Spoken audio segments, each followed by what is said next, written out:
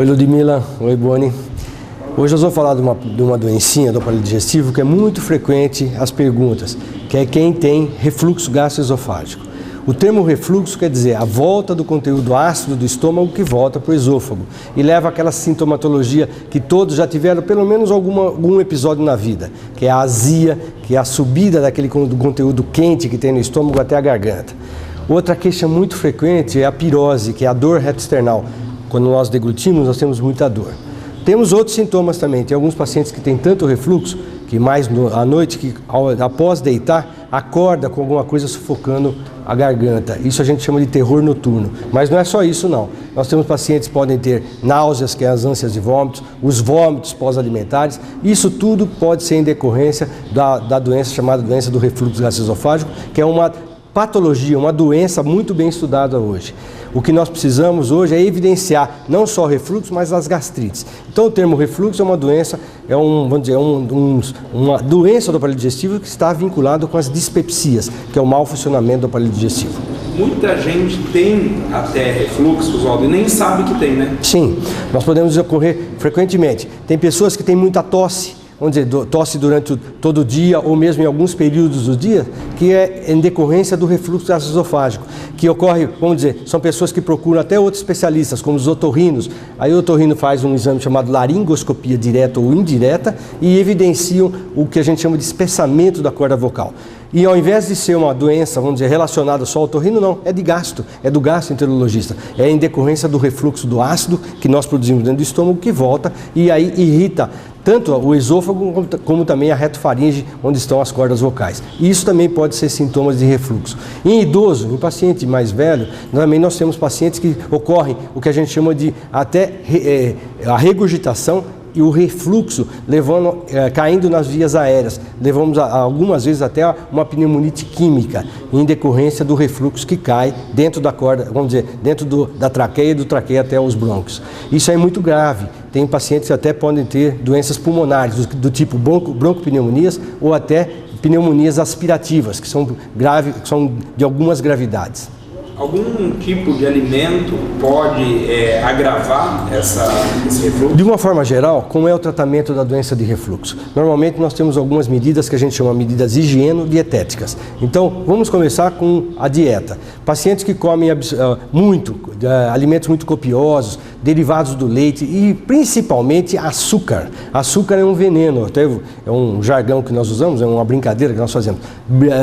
Açúcar devia ser excluído da alimentação. É uma dos alimentos que mais causa o que a gente chama de a diminuição do esfíncter inferior do esôfago, favorecendo o refluxo gastroesofágico. Então, além do que alimentos copiosos, comidas apimentadas, vamos dizer, as frutas cítricas do tipo laranja, limão, kiwi, abacaxi, também pode causar refluxo gastroesofágico. Uma outra complicação, uma outra conduta, são os indivíduos ou as pacientes que tomam anti-inflamatórios, que podem ser anti-inflamatórios hormonais e não hormonais. Os não hormonais são aqueles corriqueiros que todo mundo toma: AS, aspirina, fenilbutazona, endometacina, cataflã, voltaren, relifex, flogene, feodene, iscaflan, tandrilax, nisulide. Tem uma infinidade de anti-inflamatórios. Isso faz muito mal também para quem tem tanto doença do aparelho digestivo, no caso do estômago, como também do esôfago, que são as doenças de refluxo.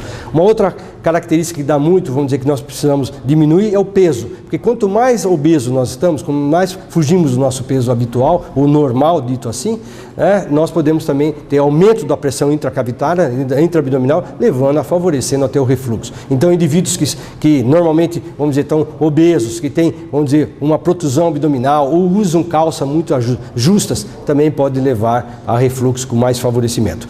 Uma outra medida que nós devemos também para favorecer não ter refluxo é não deitar depois das refeições. Tem muita gente que deita, almoça, come bastante ou janta e deita. Isso aí favorece muito a volta do conteúdo ácido para o esôfago. Isso favorece mais o refluxo gastroesofágico. Também alimentos muito quentes e muito gelados também favorecem o refluxo. Então tem algumas características ou algumas normas que nós orientamos para que não ocorra refluxo. São essas aí que nós falamos. E o tratamento, Oswaldo? Sim. É simples? Como é que é? Sim, o tratamento do refluxo gastroesofágico, primeiro nós temos que fazer diagnóstico. Como é que é feito o diagnóstico? Além da história clínica, que eu citei alguns dos sintomas e também algumas medidas que normalmente nós perguntamos para o paciente, nós vamos fazer os exames chamados complementares. Além dos exames habituais, normais que nós solicitamos, tem um que é fundamental, que é a endoscopia digestiva alta. Essa endoscopia digestiva alta a gente vai evidenciar se existe associado com a doença do refluxo, nós temos a associação ou não com hérnia de hiato, que é uma outra doença que depois nós podemos falar. A hérnia de hiato, que é a subida do terço distal do esôfago para o tórax, que favorece também o refluxo gastroesofágico. Isso a gente pode fazer com um diagnóstico, tanto por um exame chamado EED, que é o raio-x contrastado do esôfago, estômago e duodeno, como o exame mais sofisticado que nós temos hoje, que é a endoscopia digestiva alta, que é rápido a resolução, vou dizer, você demora de 1 a 1 minuto e meio, de fácil hoje a feitura desse exame e de um diagnóstico assim imediato e preciso. Então, isso é fundamental, fazer endoscopia digestiva alta. Posteriormente a isso, a gente faz o tratamento. E basicamente o tratamento, além de você coibir ou proibir, orientar o paciente com todas essas medidas, nós usamos normalmente. Nós temos uma infinidade de medicamentos. O que nós hoje preconizamos são os bloqueadores de bomba, que são todos aqueles derivados do omeprazol, pantoprazol, rabeprazol, esomeprazol, né, e o lanzoprazol, que são medicamentos que nós usamos para bloquear a formação de ácido e não voltar mais o ácido. Sem contar com os medicamentos chamados procinéticos. Pro quer dizer antes, cine quer dizer movimentos. Então nós usamos medicamentos para favorecer o esvaziamento do estômago, favorecendo assim não ter refluxo gastroesofágico. De uma maneira geral, é dessa forma que nós tratamos a doença de refluxo. Mas o mais importante, Boni e Ludmila, é o paciente ter a consciência de não engordar, não deitar depois das refeições, não comer alimentos, como já falei, que engordam demais, vamos dizer, comidas com muito açúcar, com farinha, né? E uma coisa importante que nós temos, não usar anti-inflamatórios não hormonais. E o que é importante nessa tudo isso é fazer exercício, para que a gente possa perder peso e não aumente a pressão intracavitária ou intraabdominal. E é importante também não se automedicar, né? Sempre. Podendo, e hoje nós temos facilidade com isso, é melhor procurar um especialista, procurar um médico para que recomende, oriente e faça o tratamento adequado. Ludmila e Boni, a semana que vem vamos falar um pouquinho de uma outra, vamos dizer, doencinha do aparelho digestivo que se fala muito, que são as doenças ulcerosas ou as gastrites. Falam muito nisso, nós vamos diferenciar o que é uma gastrite e o que é uma úlcera péptica. Bom final de semana a todos, que Deus abençoe muito, que tenham uma semana muito feliz, tranquila e abençoada.